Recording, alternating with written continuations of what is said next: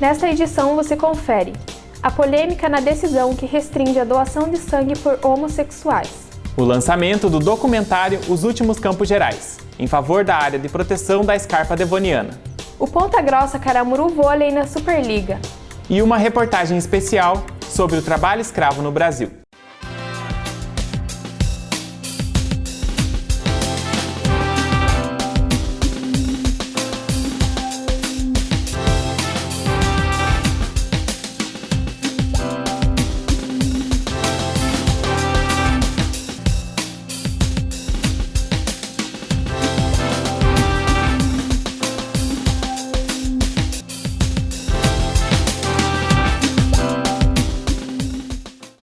Olá! Esta é mais uma edição do Correspondente Local, uma produção dos estudantes de jornalismo da Universidade Estadual de Ponta Grossa. Eu sou Renato Valenga. E eu sou Marina Micheles.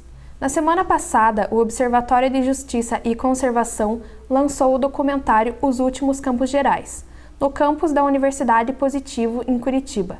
A produção destaca a importância da área de proteção ambiental da Scarpa Devoniana e se posiciona contra o projeto de lei que visa reduzir a área e que tramita na Assembleia Legislativa do Paraná. Confira a reportagem de Ana Luísa Vaguetti e Daniele Farias. No último dia 27 de outubro, sexta-feira, aconteceu na Universidade Positivo de Curitiba um evento sobre o lançamento do documentário Últimos Campos Gerais, que traz um pouco da história da Scarpa Devoniana e dos ataques que estão sendo feitos a partir do projeto que tenta reduzir 70% a área de proteção ambiental. O documentário traz a história da Scarpa Devoniana e mostra as peculiaridades da região. A produção do curta-metragem, Os Últimos Campos Gerais, contou com quase 300 pessoas entre apoiadores, elenco e defensores da preservação da Scarpa. O ator Luiz Melo ressalta a importância do setor artístico apoiar as causas ambientais. Mas sempre, eu acho que fica muito claro assim, né, a importância da arte, né, como um veículo, né, de comunicação. Né, durante todo esse trabalho de feitura, né, desse vídeo foi, né, envolveram músicos, envolveram, né, atores, envolveram cantores, envolveram uma série de artistas, pessoal da arte, pessoal de cinema. O produto ficou belíssimo e já através dessa, porque às vezes a arte tem essa facilidade, né, de comunicação quando ela é bem feita, no sentido de poder promover, né, incentivar o conhecimento que a causa está existindo, né, e divulgar os próprios campos gerais, né, esse bem, né, tão valioso que a gente está tentando preservar. Durante o lançamento, houve a participação de representantes do Ministério Público do Paraná, dos artistas, especialistas ambientais, professores, profissionais da comunicação, empresários e políticos contrários à redução. O procurador de Justiça do Ministério Público do Estado do Paraná, Alberto Veloso, explica as manifestações por trás do projeto de redução da Scarpa Devoniana. O que eu vejo nesse exato momento em relação à Scarpa Devoniana são manifestações de várias forças da sociedade, umas mais voltadas à questão econômica, que é realmente representativa e tem influência em vários setores da sociedade. A outra, sociedade civil organizada, percebendo esse conjunto de coisas e não querendo se submeter à escolha de grupos concentrados. O curta foi produzido e financiado pelo Observatório de Justiça e Conservação, que contou com a supervisão e ajuda técnica de profissionais da Universidade Estadual de Ponta Grossa, do Grupo de Pesquisas Espeleológicas e da Sociedade de Pesquisa em Vida Selvagem e Educação Ambiental. O especialista Clóvis Borges explica as pressões setoriais por trás do ataque à área de proteção ambiental. Essas coisas têm que parar de acontecer. E elas só acontecem porque existe uma gestão pública tremendamente vulnerável, muito frágil em relação a pressões setoriais. Seja uma pressão econômica, de interesses econômicos de grupos ou de mineração, ou de agricultura, ou de reflorestamento, que tem todo o direito de existir, mas não pode passar os limites. Após a exibição do filme, foi feita uma apresentação em primeira mão aos convidados do clipe da música Pare, Preste Atenção, feita voluntariamente por um coletivo de artistas preocupados com a preservação e defesa da área. Confira um trecho da canção. Pare, preste atenção, na nossa casa ninguém mete a mão. Pare, preste atenção. Na nossa casa ninguém mete a mão. Diga lá, você conhece o Guatelá, Vila Velha, o Lobo Guará, Os arenitos desenhados pelo vento, o cerrado que já foi mar. Escarpa devoniana, paisagem incrível, verdade.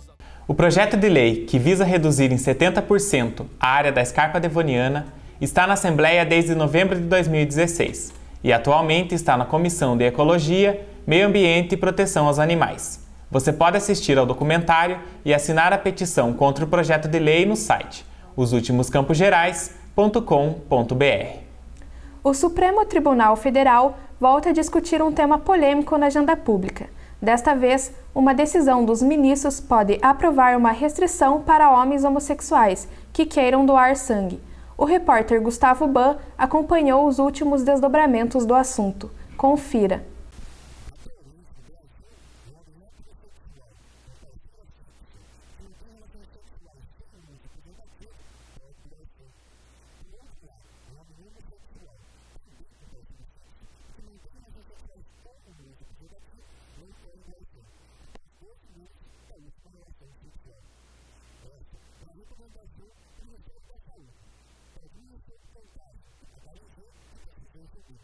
As regras são definidas pela Portaria 158 de 2016 do Ministério da Saúde e pela Resolução 34 de 2014 da Anvisa. Em nota, o Ministério da Saúde justifica que a restrição está embasada nas probabilidades de infecção pelo HIV, que são 19 vezes superiores para homens que fazem sexo com outros homens, em relação aos homens da população em geral. A restrição voltou a ser discutida pelo Supremo Tribunal Federal na quarta-feira, 24 de outubro, com a votação dos ministros pela constitucionalidade ou não da restrição a homens que fizeram sexo com outros homens no período de 12 meses doarem sangue.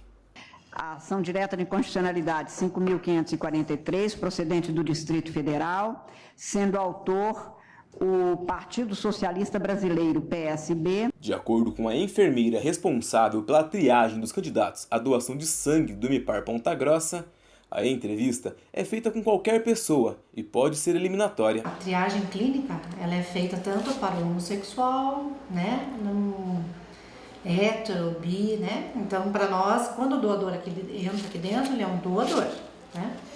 Então, a gente vai fazer a entrevista, existe um questionário online, onde a gente vai fazendo as perguntas e o doador vai respondendo. Então a gente vê toda a parte clínica desse doador, né? Como que está o estado de saúde dele, verifica os sinais vitais, porque a gente precisa também de saber como ele está para poder fazer a doação. A equipe de reportagem questionou a enfermeira sobre a procedência em caso de candidatos que se autodeclaram homossexuais. Quando eu estou na entrevista, então eu estou conversando com você, né? Fiz toda a entrevista da parte de medicamento, cirurgia, algum estado de saúde no momento, né? Você tomou vacina ou não. Daí eu vou perguntar para você, você tem parceiro ou parceira sexual? Você vai dizer, tem um parceiro. Eu digo, há quanto tempo vocês estão juntos? Ele vai dizer 2, 3 anos, 1 ano, 6 meses, ou tive mais de um parceiro. Daí eu termino toda a entrevista, né? Daí eu digo que, olha, devido a você ter um parceiro, né, homossexual, homem, porque às vezes a pessoa não é homossexual, é bissexual, né? Você não vai poder estar fazendo a doação. Daí ele vai dizer, por quê? Você está me discriminando? Que é a primeira pergunta que eles dizem, né? Eu digo, não, nós temos uma portaria, eu mostro a portaria, mostro o artigo, tudo para ele e explico. E entro do índice do HIV nos homossexuais e a parte mesmo da doença. A restrição que classifica um grupo e não uma prática como sendo de risco é mal vista por grupos LGBTs e por parte da população, que consideram a restrição preconceituosa. Essa proibição acho que é uma coisa bem absurda, porque eu acho que qualquer tipo de forma de doação seria válida para salvar vidas, independente se é homossexual, hétero, é sangue. Então acho que é uma coisa totalmente inválida. Na verdade é uma forma de preconceito tentada sendo escondida, mas é uma proibição ridícula que eu acho que tem coisa mais importante para ser analisada do que isso. O argumento foi o mesmo utilizado pelo Partido Socialista Brasileiro, autor da ação direta de inconstitucionalidade e que segue em discussão no STF pela derrubada ou não da restrição de doação de sangue por homossexuais. No dia 26 de outubro, o ministro do STF, Gilmar Mendes, pediu vistas na ação. alegando precisar de mais tempo para votar. Até o momento, são 4 votos favoráveis à derrubada da restrição e 1 contrário. O que a Constituição brasileira, há quase 30 anos, dispôs em seu artigo 3º, inciso 1º, uma sociedade livre e solidária. Haverá liberdade e igualdade se as políticas públicas de feitio normativo para a doação de sangue deixarem de lado restrições baseadas na orientação sexual e no gênero dos candidatos a doadores. Não, eu venho doar porque eu sou voluntária, sempre venho, né? Não tem problema nenhum em vir, se eles chamarem também, se a gente precisar, eu venho. Sempre doei. Hoje eu fiz meu cadastro também para doação de medula óssea. A votação da pauta ainda não tem data para ser retomada. Lembrando que as condições de doação de sangue para mulheres homossexuais são diferentes e que essa restrição se aplica apenas para homens homossexuais. E no próximo bloco, você confere a reportagem especial sobre trabalho escravo no Brasil. Voltamos já!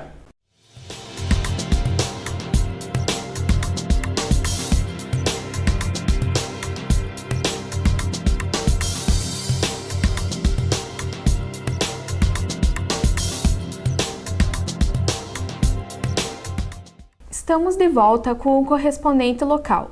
Na terça-feira, 31 de outubro, a comunidade Bom Pastor em Ponta Grossa foi uma das diversas paróquias das igrejas luteranas pelo mundo a comemorar os 500 anos da Reforma Protestante, movimento cristão que aconteceu no século XVI e teve como protagonista o monge Martinho Lutero.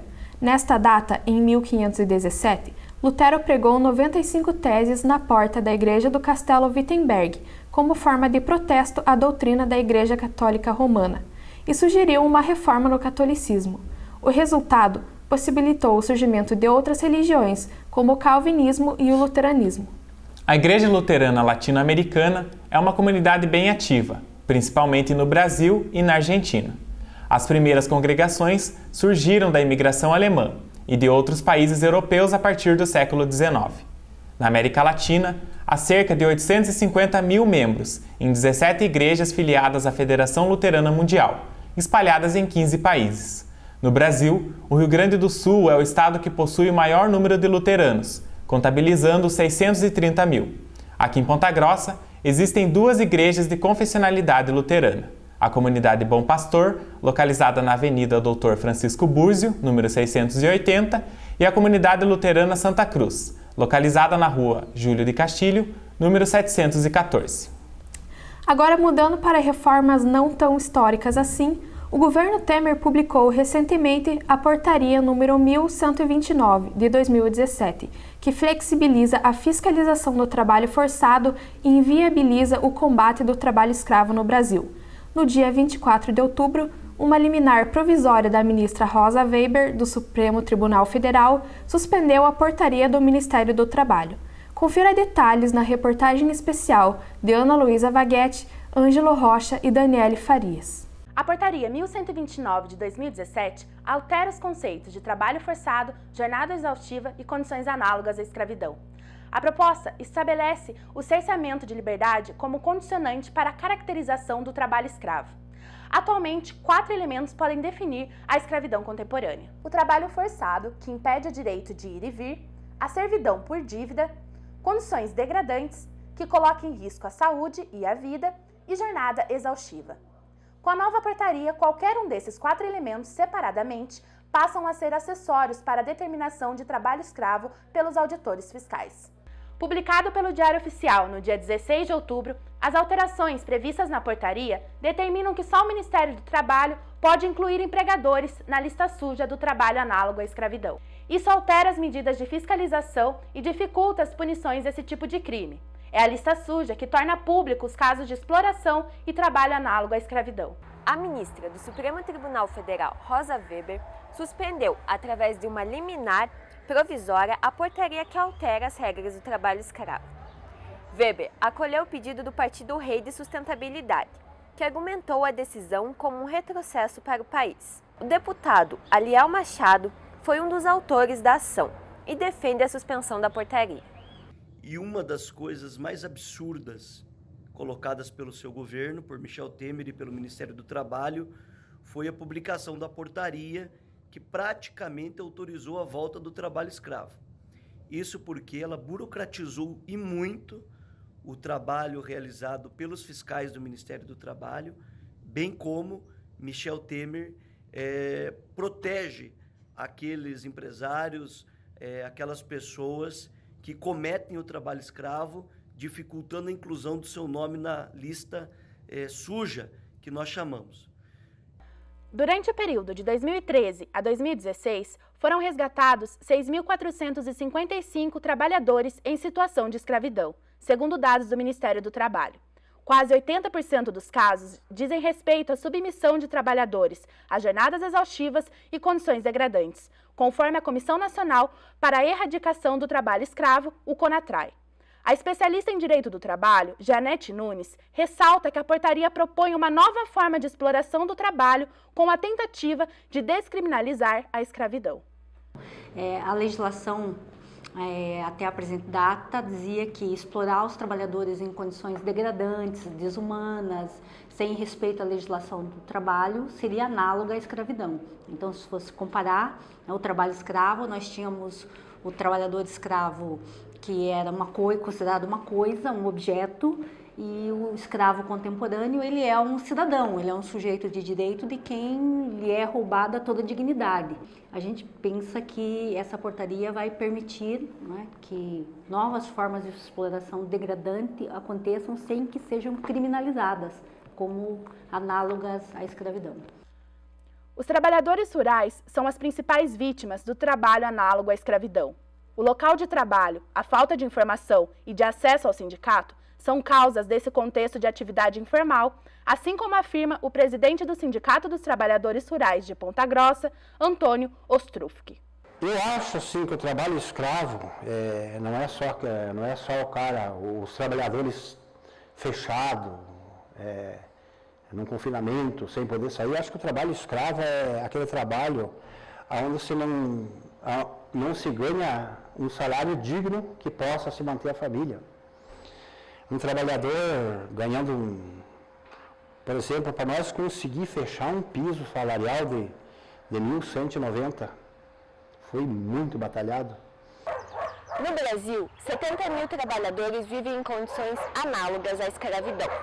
Nossa equipe de reportagem esteve em áreas rurais de Ponta Grossa e tentou contato com Boias Frias. Contudo, eles não quiseram gravar entrevista. Conversamos com o William, que trabalhou durante um ano em uma carvoaria da região. Quem trabalha com isso não deseja para ninguém, só trabalha quem precisa mesmo, porque se o cara tiver um pouco ali de estudo e conhecimento, o cara vai procurar outra coisa para fazer. E ele pega gente assim, dá para ver que ele pega gente mais de, que nem vocês falaram, da área rural, de pessoa que não tem muito estudo, cara. Nós éramos em 3. Então nós tínhamos que descarregar uma carreta de carvão praticamente sozinho. Um ficava em cima, jogava os outros 2 embaixo e descarregava a carreta. A hora que batia o saco de carvão, já podia imaginar o pó que levantava, né? Só que aquela máscara não segurava. A questão do pó, né, incomodava bastante. Tanto que o olho aqui, o olho ficava tudo preto, né? E tinha carteira assinada? Não era assinada.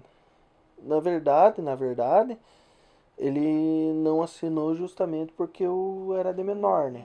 E daí aquela desculpa de ir já pegar o quartel, né? Em Ponta Grossa, a Pastoral do Mundo do Trabalho contribui com ações de luta contra o desemprego. Para o integrante da Pastoral do Trabalho, Eugênio Rosa, o trabalho escravo envolve tanto a área rural quanto a área urbana. Um trabalhador Boia Fria, ele deveria ter as mesmas condições de trabalho que qualquer outro trabalhador. No entanto, ele só serve para a semana e para os momentos que o produtor precisa dele. E não tem comprometimento nenhum. Não quer saber se ele vai ficar doente, se ele tem casa para morar ou se ele não tem. Mesma coisa o reflorestador. Aqui em Ponta Grossa, levam para essas propriedades que tem o cultivo da maçã, Então levam um ônibus daqui, então eles param aqui na frente da agência do trabalhador, contratam os trabalhadores, levam para Santa Catarina, contrato de trabalho de 2, 3 meses, colheita da maçã.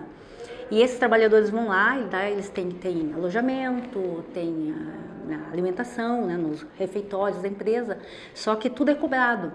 E tem muitos trabalhadores que voltam de lá, assim, fugidos, porque ficaram com dívidas com a empresa, sem salário algum.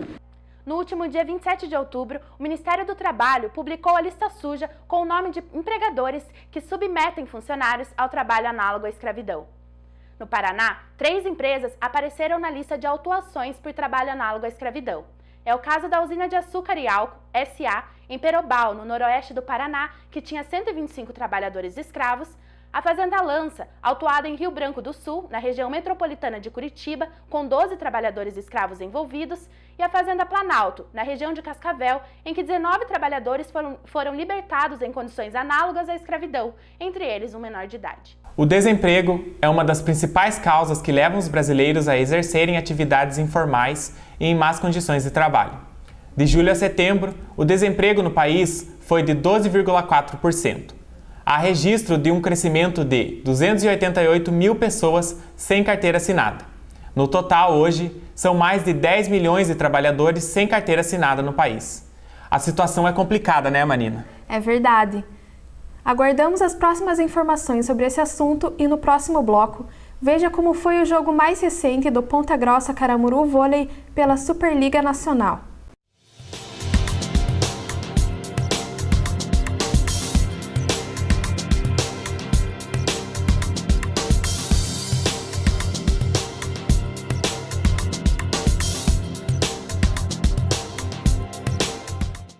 O correspondente local está de volta.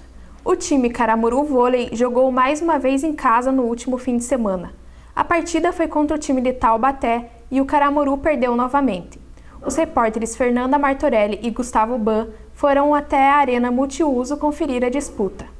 O Caramuru Vôlei Ponta Grossa enfrentou pela terceira rodada da Superliga Masculina de Vôlei o time do Taubaté na noite de sábado, 28 de outubro. Com a Arena Multiuso lotada, o Caramuru perdeu pela terceira vez consecutiva e segue em 10º lugar na competição. A gente já sabia que era uma pedreira, né? Um jogo muito difícil. A gente trabalhou bastante a semana, bastante passe, bastante side-out. Eu acho que funcionou, só que a equipe deles tem muitas peças muito boas, mas a gente jogou, acho que de igual para igual. Perdemos no detalhe, que é o que fez a diferença. No jogo entre o Caramuru Vôlei e o Taubaté, o primeiro set foi o menos equilibrado e vencido pelo time visitante por 25 pontos a 16 pontos. Já no segundo tempo, em uma disputa ponto a ponto, o Caramuru reagiu e fechou o set em 25 a 23 pontos.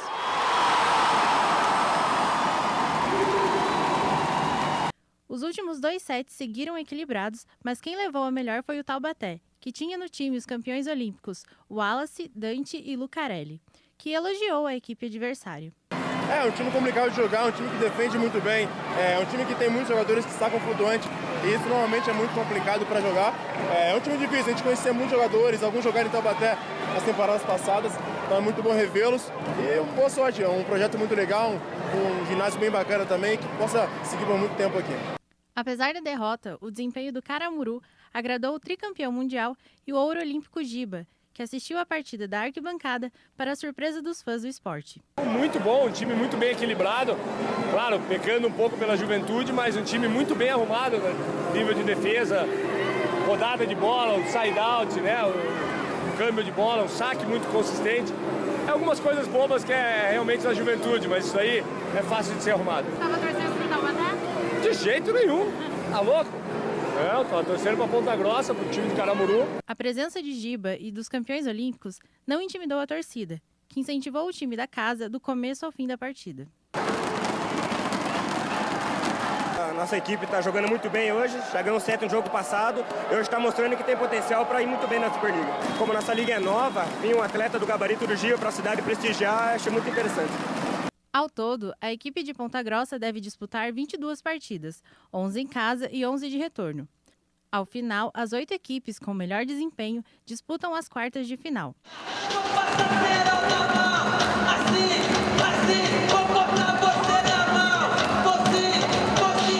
O O ex-jogador de vôlei, Giba, esteve na cidade durante o último jogo e será padrinho do Ponta Grossa Caramuru Vôlei. A próxima partida acontece nesta sexta-feira, dia 3, contra o Cruzeiro. Os ingressos custam R$ 45,00 a inteira e R$ 25,00 a meia. Falando em Caramuru, a repórter Gabriele Oliveira comenta o desempenho do time desde que adotou o Ponta Grossa como sua casa. E aí, Gabi, como você avalia a atuação do Caramuru na Superliga até aqui? Olá, Renato. Olá, Marina.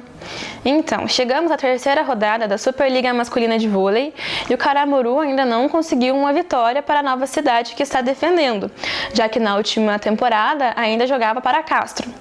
Em conversa com o técnico no último jogo em que eu tive a oportunidade de fazer a cobertura, ele comentou que essa transição de uma cidade para outra era um dos fatores que dificultava um pouco para o time do Caramuru garantir alguma vitória. É verdade que até o momento o Caramuru enfrentou apenas times muito fortes, que estão no início da tabela, brigando pelo título. No jogo de estreia contra o Vôlei Renata de Campinas, o resultado final ficou em 3-0. Já no segundo jogo contra o SESI de São Paulo, o Caramuru teve um desempenho melhor, mas o resultado final ficou em 3-1 para o SESI de São Paulo, que é o mesmo resultado do último jogo contra o Taubaté Funvic. Além disso, ambos, o SESI de São Paulo e o Taubaté Funvic, são times que têm campeões olímpicos em seu elenco. Nomes como Lucão, Lipe e Lucarelli enfrentaram o time de Ponta Grossa, que mesmo com o ataque muito forte e principalmente o seu saque, ainda não foi o suficiente para garantir uma vitória. Mas uma coisa é certa, a vinda de um time de vôlei aqui para Ponta Grossa está trazendo mais visibilidade para a cidade. Inclusive, o jogador Giba, que é campeão mundial e olímpico também, apadrinhou o time do Caramuru e vai participar também de programas de cunho social aqui em Ponta Grossa. O ginásio lotado também demonstra a animação dos torcedores com os jogos de vôlei. Apesar de, por um lado, participarem dos jogos para poder ver de perto o desempenho de campeões olímpicos que passaram e que vão passar por Ponta Grossa ainda, também está habituando mais o time do Caramuru com a nova cidade. A torcida vem fazendo a sua parte, agora falta Caramuru garantir alguma vitória. Outra coisa também que se espera é que a prefeitura continue dando apoio ao time para que possa garantir o básico para que o time consiga se manter na Série A da Superliga e, quem sabe, brigar pelo título. É com você, Renato. Obrigado, Gabi. Seguimos na torcida. Marina, imagine um espaço com música, poesia e diversas atrações ao ar livre. Dá vontade, né? Com certeza. Pois é, a Feira do Cultura Plural acontece há 6 anos aqui em Ponta Grossa e faz parte da agenda do Grupo de Extensão Cultura Plural, do curso de jornalismo da UEPG. As repórteres Gabriele Oliveira e Juliana Lacerda participaram da feirinha e contam as novidades desse ano. Com o objetivo de promover o contato entre os grupos culturais de Ponta Grossa, a Feira do Cultura Plural misturou música ao vivo de diferentes estilos, dança, literatura e brechó e reuniu a comunidade que prestigiou o evento no último sábado, dia 28. A 6ª edição da Feira do Cultura Plural aconteceu aqui na Praça Santos Andrade, em frente ao campus central da UEPG. O evento reuniu grupos musicais, mostra de livros e exposições fotográficas, dando visibilidade para manifestações culturais da cidade. A coordenadora do projeto, professora Karina Jans-Wojtovics, diz que a realização da feira propicia, além da interação entre os grupos, o aprendizado sobre a área da cultura na cidade.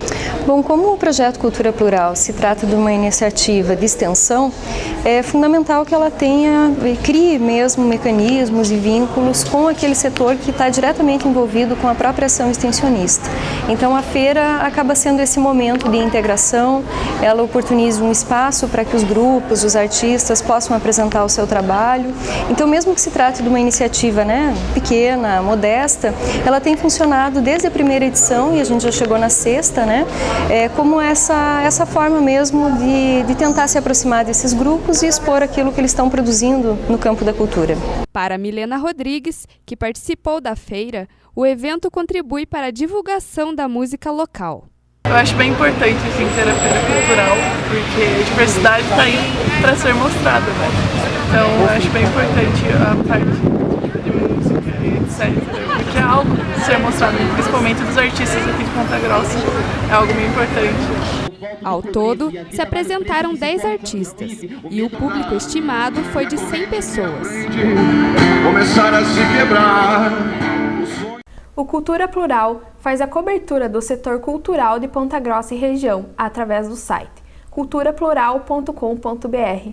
E termina aqui mais uma edição do Correspondente. Confira outras notícias no portal periódico.jor.br. Até a próxima! Até!